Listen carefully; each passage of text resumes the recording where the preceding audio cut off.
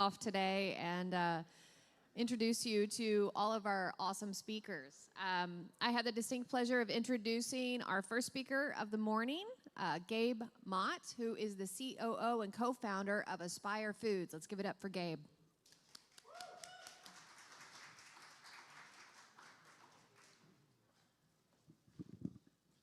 Good morning. So normally I spend a lot of time beating around the bush, giving people background, playing out the drama. Today I'm just going to get to the point of what we do. So I'm Gabe Mott. I'm the CEO of Aspire Foods, and we farm insects for human food. Specifically what we do is we take modern agricultural technology, we bring them to developing countries, and we teach people to farm insects for food as an opportunity to generate food security and sustainability for themselves, for their families, for their economies, for their areas. We also farm insects for food in the United States as well. And really we're looking to bring insects as food to the Western world because it really is an excellent source of sustainable protein. So this is what I do. For those of you who are insect farmers in the audience, that's going to be really interesting. For the rest of you, which I guess the other half or so, you're probably a little less interested in how to farm insects. So I want to talk instead about what I learned about people while farming insects. So let me give you a bit of a background first, just so you understand what it is that we do. So 5 years ago, I didn't think I was going to be an insect farmer. This was not the plan. But I heard about this thing called the Hult Prize, and it's a conjunction between Hult Business Schools and the Clinton Global Initiative. And myself and 4 friends in school, we were doing our MBA together in Canada. We heard about this, and every year the Clinton Global Initiative and the Hult Prize comes up with some big global challenge, and they pitch it out there to the entire world. Some 10,000 teams apply every year to try to resolve this issue. And you're supposed to generate a solution that is a social enterprise. Now, there was some small discussion of social enterprise yesterday, but just to give some quick context on social enterprises, you can imagine the spectrum of businesses. There, on one side, you have full nonprofits. On the other side, you have businesses that are just there to make a whole lot of money. And in between falls social enterprise. And the idea of a social enterprise is that you are a business, you are profit-driven, you make money, but all the money gets invested back into the business, and the objective is to provide a service that is not currently provided to people who desperately need it so that you can improve the world. So rather than looking at a single bottom line, you've got a triple bottom line. You're looking at your impact, not just financial impact in the profits, but you're also looking at your impact on people and their lives and your impact on the environment. So that's social enterprise. So in our year, the concern for the Hult Prize was finding a way to address food security for people who make $2 to $5 a day. And it's not a lot of money to live on. And so when you think about food security, first you think about people just not having food. Food's not available or it's not affordable. They just can't get food. And so then the solution to food insecurity is just you make food available, you make it affordable, you solve that problem. So that's the approach we thought we'd take. And then we looked closer at the populations. And people who make $2 to $5 a day, we traveled around the world. We traveled around the world, looked at a lot of places. And it turns out that if you're making $2 to $5 a day, you're not refugees, you've got jobs, you live somewhere, you have a roof over your head. It might not be a great roof, it might leak, but you have a roof, and you're eating. But your food is high carb, low nutrient, and it's just not great for you. So we decided that really what we needed to do was find a way to make nutritious, quality food available and affordable. And then we thought we could push beyond that, and we could actually empower people to generate their own food. So rather than buying people something, give them the skills. Rather than giving someone a cricket to eat, teaching them to farm their crickets. So that's what we did. And insects was our solution. So we took this to the Hult Prize. We pitched it. We're like, this is our solution. And they thought we were crazy, but it was one of the situations where they thought we might just be crazy enough. So Bill Clinton gave us a great big novelty check for $1 million, and then we were off to the races. And just an aside, getting there, we competed against 10,000 teams. It got whittled down to 250, whittled down to 6, and then it was just us. We went through an incubator and an accelerator, and for anyone who's looking at starting a new business, anyone who's oriented towards entrepreneurship, I highly recommend it. There was another team that was on stage with us that year. They didn't win the prize, but they, within a year and a half, had $3 million of funding through another source. So winning is not the end-all and be-all. These things give you just so many opportunities to meet people, to develop your business, to develop your concept, to stress test it. So I recommend it highly for anyone who has the opportunity to go into an accelerator or go into some sort of business competition. So that's what we did. And then it was time, once we won, to put everything into practice.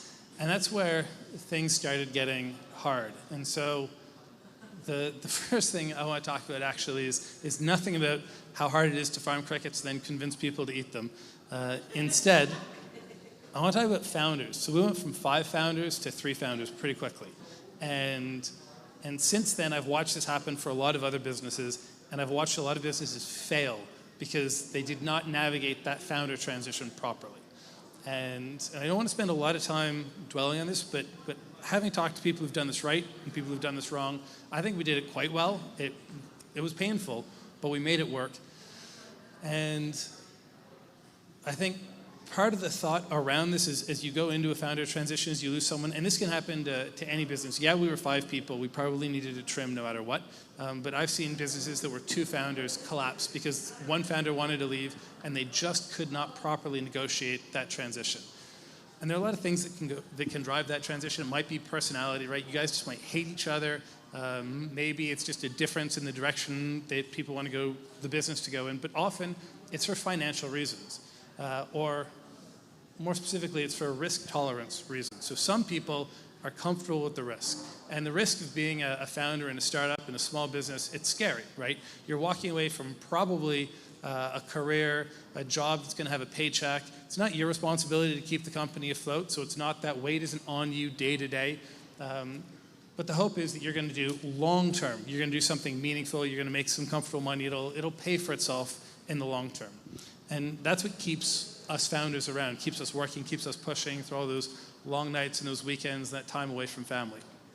And other people, other founders who get into that situation, they look at it and they say, okay, I mean, I could do that, and it would be really exciting to get to the other end of that, but the risk is just not worth it.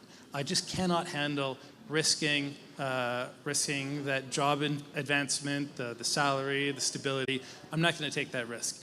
But then there's this thing that holds them back, because who wants to walk away from something that might turn into Facebook, right? And so somehow they want the best of both worlds. They want to walk away, but still have the opportunity to still have a piece of it if it turns into that. And I think that's what drives much of the conflict. And there's no easy answers. No one, I can't give you a straight path to negotiating this. I've talked some people through the process and seen it work okay.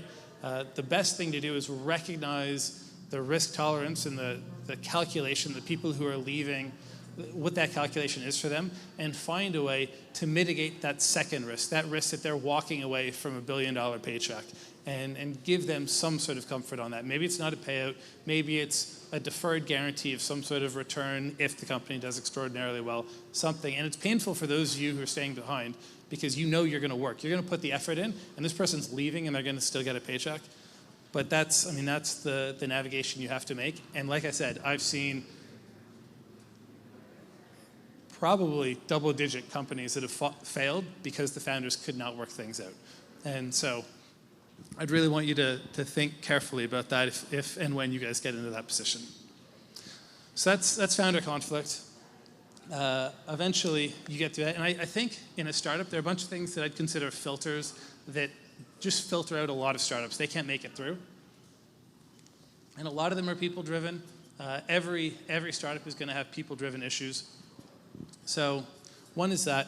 Another is what happens when you actually start working. Sometimes this happens at the front end. Founder issues come later, and maybe it starts with founder issues and it gets here.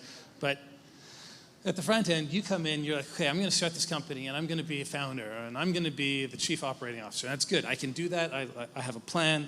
And then there's more things that need doing. And you're like, okay, I'm going to do another thing, and then I'm going to do another thing. And then your job list just gets longer and longer and longer. And then you're doing things that you really didn't think you'd be doing, but you're doing them all. And it's exhausting, and you're not seeing your family, and you're not sleeping.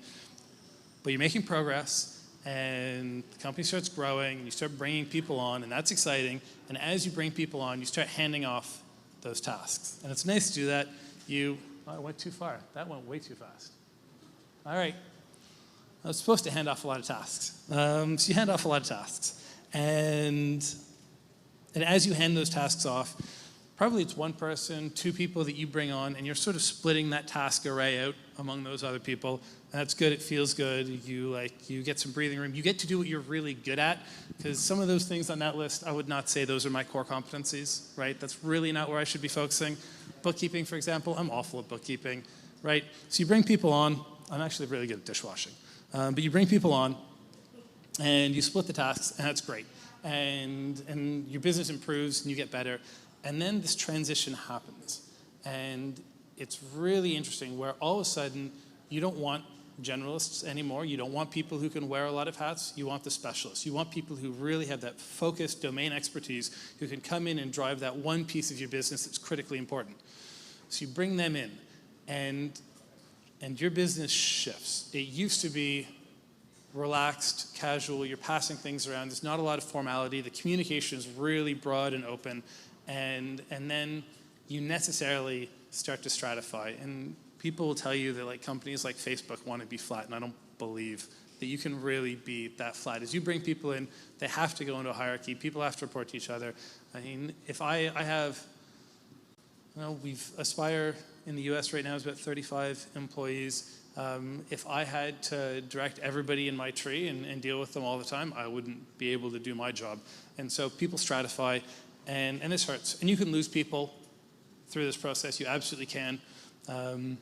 You're also gaining people, and handling those transitions can be tricky. So I want to talk about this concept around hiring and firing, and talk about the hire slow, fire fast concept. So HBR published an article in 2014 or so talking about the idea of hire fast, fire slow. Sorry, hire slow, fire fast. Get that straight. And they thought it was a good idea, and there's a case to be made for it. But then very quickly you started getting responses in the business media. And so Forbes doesn't like that advice. Forbes has a different approach. Fast Company was less nuanced in their criticism. They really were not into the idea. And